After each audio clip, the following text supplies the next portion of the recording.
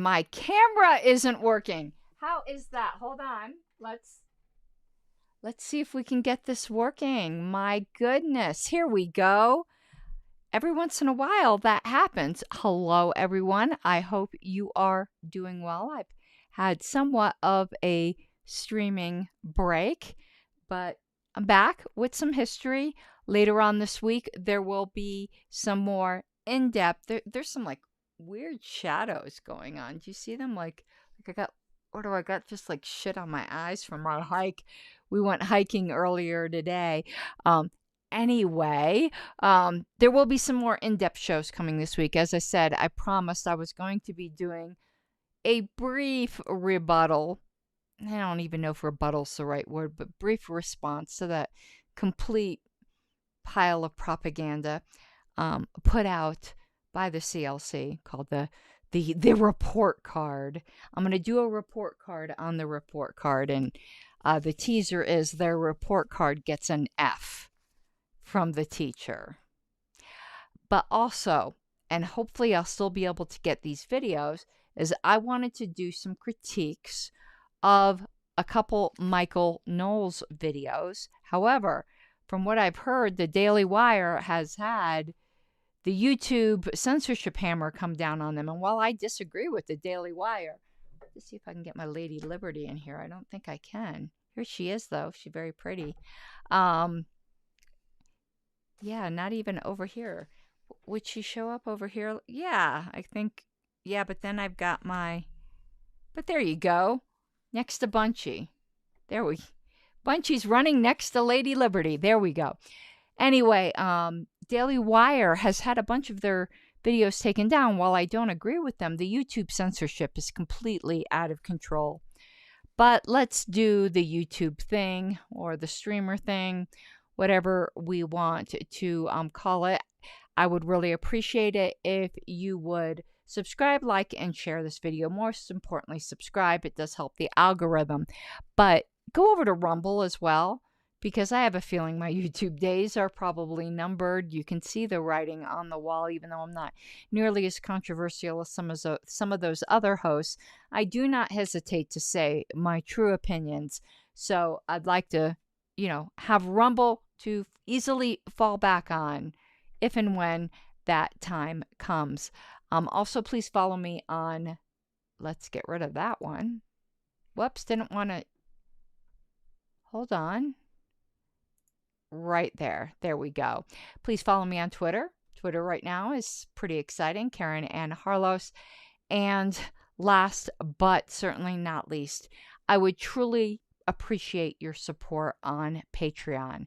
It's patreon.com/Pink Flame of Liberty.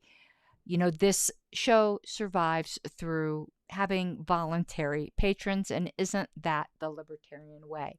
Before we get started, I've got a few other announcements. However, as you know, I'll be going to Pork Fest at the end of this month. I hope to be doing some live streaming from there.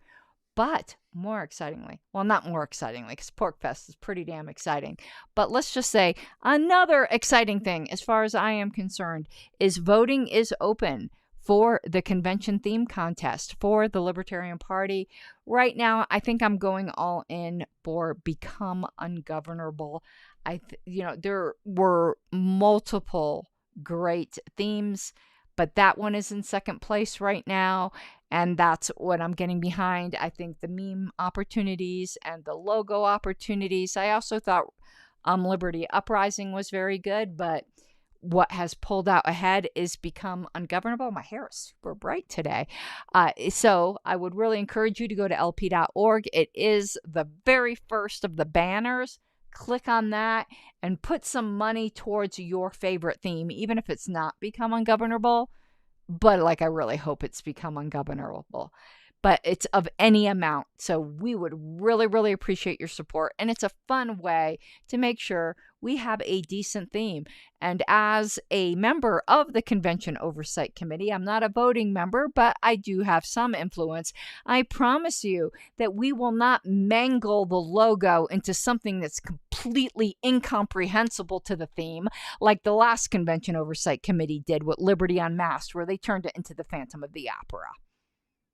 Shame on them. one other thing I just wanted to show. I wanted to show this to you guys. We're gonna hide the comment screen here in the evening, Michael, because I just want to show you something, and I'll just let it hang out there. And you guys, it's a kind of if you know, you know, and I'll let you draw your own conclusions. I really wish JJ was in this chat. He would know why I'm sharing this. Let me make sure I have the right one up here. Now that's not the one I want to share. It's this one. Yes. Okay, this is from February of 1972. This is also the LP newsletter, as you could see. Our public debut, a smashing success where we had a press conference. You can see that it was covered in the New York Times, so on and so forth. What I wanted to show you, though, was the second page, which shows initial regions. Now, this is even before our first convention. We had already organized into regions. Just take a look at what was Region 5 at the time, which was called the Great Lakes region. What state was in that region? Michigan. And there was even a representative, Mr. Peter McAlpine, from Michigan. But the Michigan Party didn't organize until June. So, was the National LP using the word Libertarian Party in the state of Michigan prior to June 1972? What's the date of this newsletter? And we will just leave that little bit right there. Now let's continue. Let me put back up the screen share, and we are going to continue with May, June 1975. Again, these shows I tend to try to keep short, but I will remind everyone that all super thanks and super chats certainly matter and are appreciated. But what we are covering today is the article entitled Campaign, it's right here, Campaign Controls Contested. There was a lot of campaign restrictions that got passed in the 70s. And this is one of those types of articles that is continued on a different page. But that's the only article that I feel like I'm getting a rash. Like, still, I think it's from the Sun just today from, and my little hoopity hoop is, look how it's getting all weird. And yeah, I got it going now. I think it's from the hike today. I think I got a bit too much sun. It was a little bit too much. It was quite a rocky hike. If you haven't seen the picture, maybe I'll share my Twitter screen. Because to me, this is somewhat unbelievable. Something I want to show you guys. If I can get this picture downloaded, just have patience with me for one moment. If you're on my Twitter feed, you will have seen this already. So let me download this, and you'll be able to tell it's from today because I'm wearing the exact same shirt. 1 second. Let's pull this up on the screen. So this is from the hike today. And let's see if we can make it a little smaller. Yeah, you can see it's on. I'm wearing the same clothes. Though, make it a little larger. If you see all that beauty in the background, there's actually a waterfall back there that we were trying to actually get a picture of.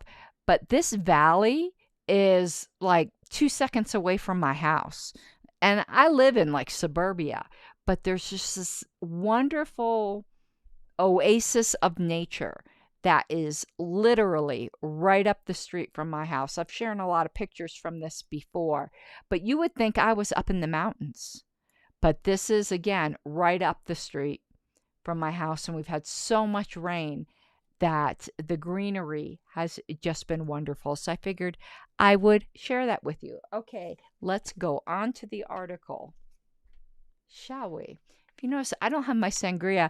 finished all the sangria and I didn't feel like stopping at the store to get the ingredients to make more. Why? Because I wanted to come do a show for you guys, and it would have been too late if we had done that. Okay, campaign controls contested.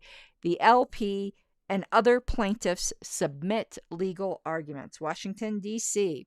The Libertarian Party and 11 other politically active groups and individuals on June 2nd filed a brief containing their arguments in a suit challenging the constitutionality of the new federal campaign finance law.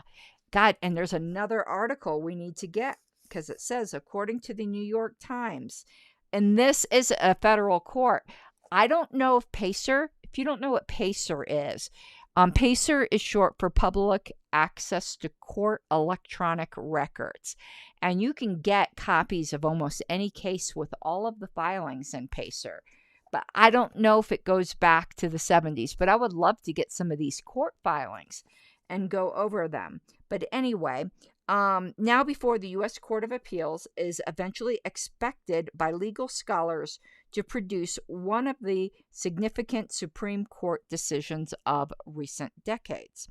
The plaintiff's legal argument focuses on the new law's intrusion upon what courts have called fundamental rights, in this case, rights to freedom of speech, press, and association.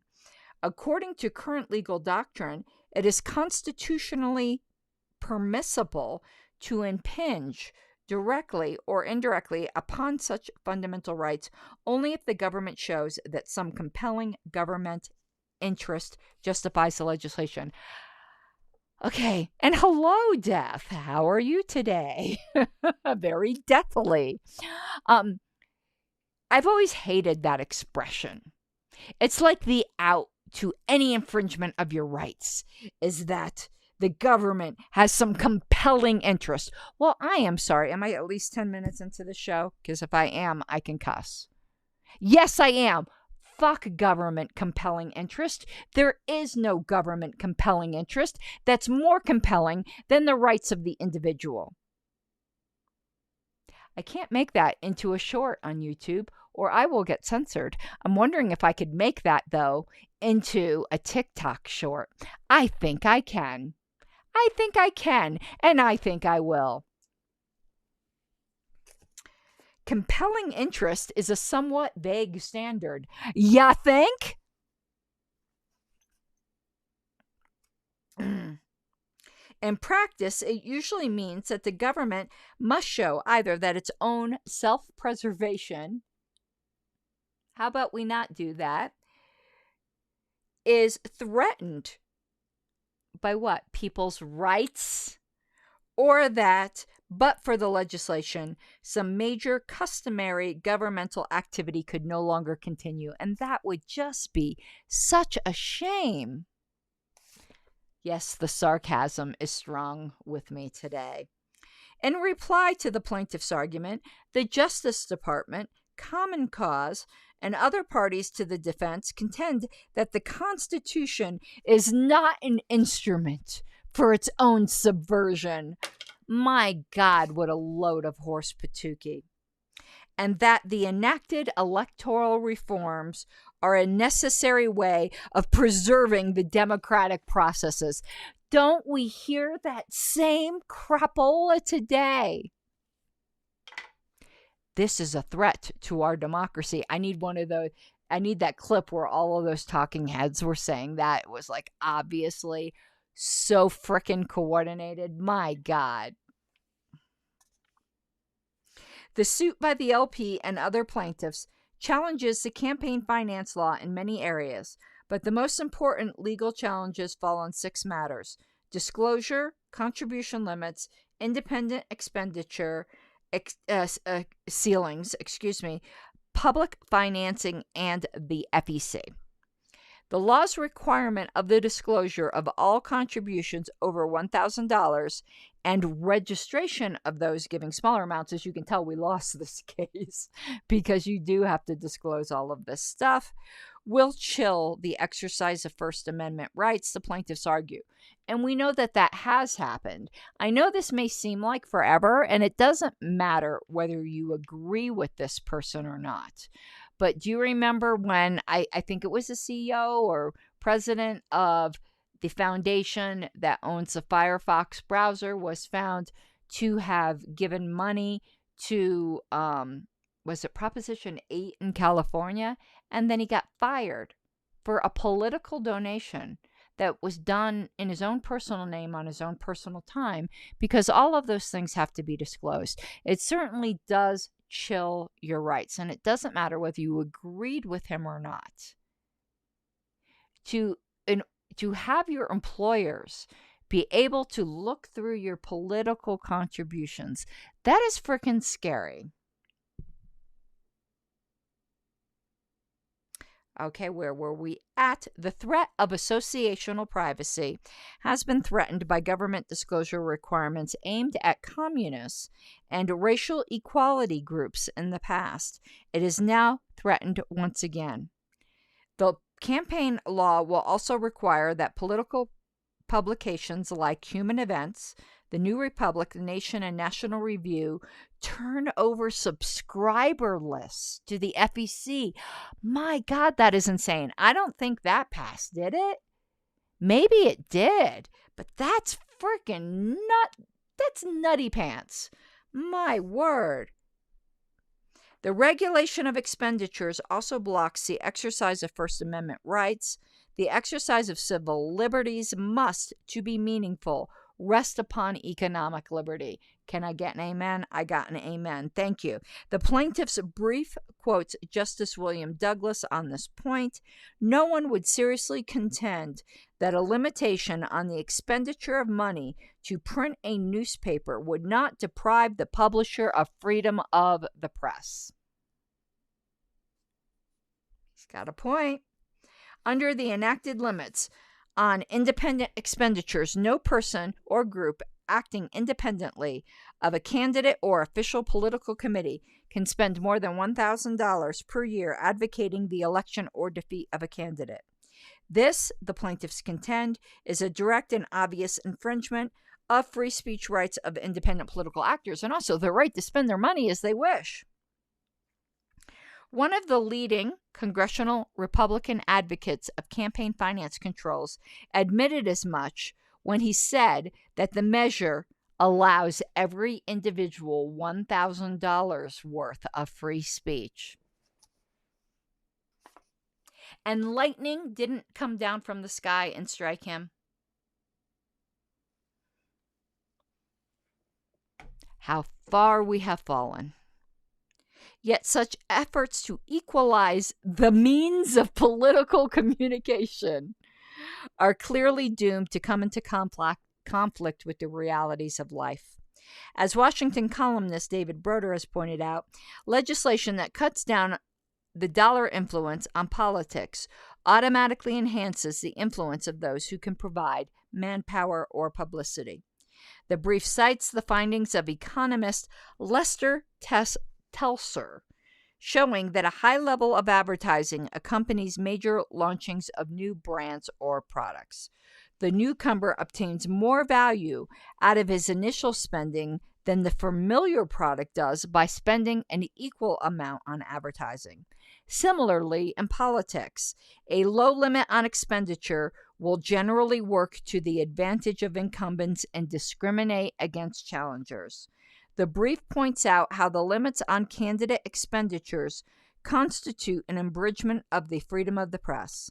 The plaintiffs argue that the unconstitutionality of candidate expenditure limits should be recognized, since analogous abridgments via licensing taxes were found unconstitutional. According to the plaintiffs, government financing of election campaigns amounts to an official establishment of the two major parties. Yep. Analogous to governmental establishment of religious groups, requires an allocation formula which necessarily discriminates invidiously. That's a word that's not used enough. Invidious. I'm going to need to use that. Remind me when I'm calling down invectives from on high. Remind me of invidious. Against some candidates leads to further entanglement. Continued on page 8. Let's find page 8. Of the government in the affairs of political parties, and encourages continuous struggles within the government over who will control the vital allocation and supervision connected with government financing. The brief also points out that while any financing scheme will be discriminatory, the current law severely hampers minor parties and independent candidates, as they all do, and that's always the intent. The plaintiff's brief says that the legislative history of public financing shows the major party bias of that scheme and says that is part of a deliberate design aimed at protecting those in power. The brief notes that Senator Pastor, Democratic Rhode Island, one of the sponsors of the measure, inadvertently revealed this bias, or as we would say today, he said the quiet part out loud when he criticized a proposal to allow taxpayers to designate their choice of the recipient of their tax checkoff dollars. Pastor said that would not be fair. What we are trying to do is give both sides the same amount of money.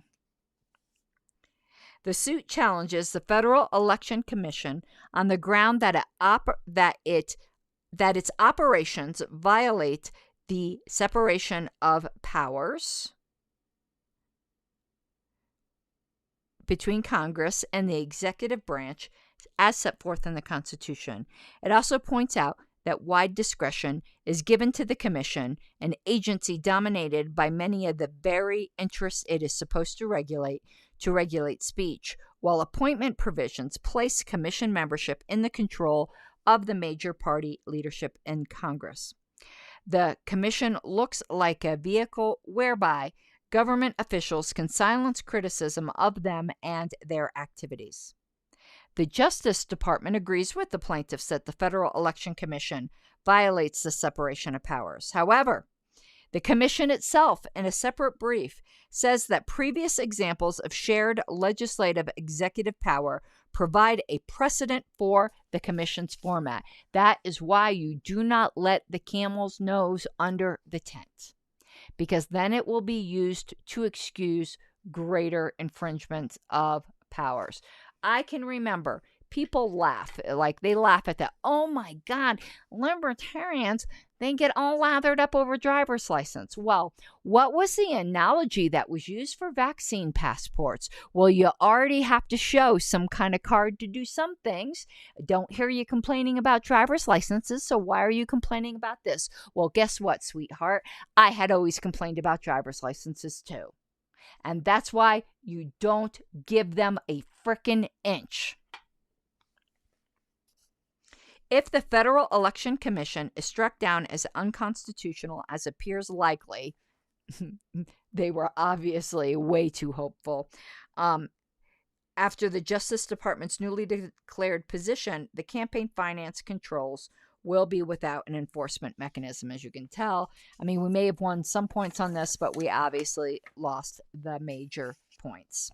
So that is it for this evening. So those were some major changes that had happened in the 1970s. So I think we don't, the past few years are somewhat of an aberration, but since these controls in the 70s, I like that expression, give them an inch and they'll take a country. That reminds me of a bumper sticker we had in Colorado that said vote Libertarian and win a free country. And then it said asterisk, some disassembly required. The original designer of the bumper sticker said Puerto Rico not included, which I thought was pretty funny, but we were like, I don't know, that might be a little bit too spicy. So we put some disassembly required. Anyway, I loved those Colorado bumper stickers. Those were great. You know, that might be a great national bumper sticker. I'm going to pitch that, I think. Anyway, next LP news. We will cover things may be getting better. Well, you were wrong. Things were not getting better. But we'll see how they thought things may be getting better. But I hope, I can't promise, I hope tomorrow, and that is if I can get to those Michael Knowles videos that they haven't been taken down by YouTube, or if I can find them somewhere else, don't know, that we'll have a little bit of just different political commentary tomorrow. Otherwise, we'll continue with LP News, which of course is my primary passion and the original reason I started this channel. It was never intended to be a libertarian tea channel. It was always meant to be a history channel. But, you know, we do delve into other areas now. I hope everyone has an awesome night. I ask once again, if you do enjoy this type of somewhat unusual content, please consider becoming a patron of mine at patreon.com/pinkflameofliberty. I do break it out into this huge smile when I see a notification come across that I have gotten a new patron. So have an awesome night, and I will see you as soon as possible. Bye-bye, mi guapas de libertad.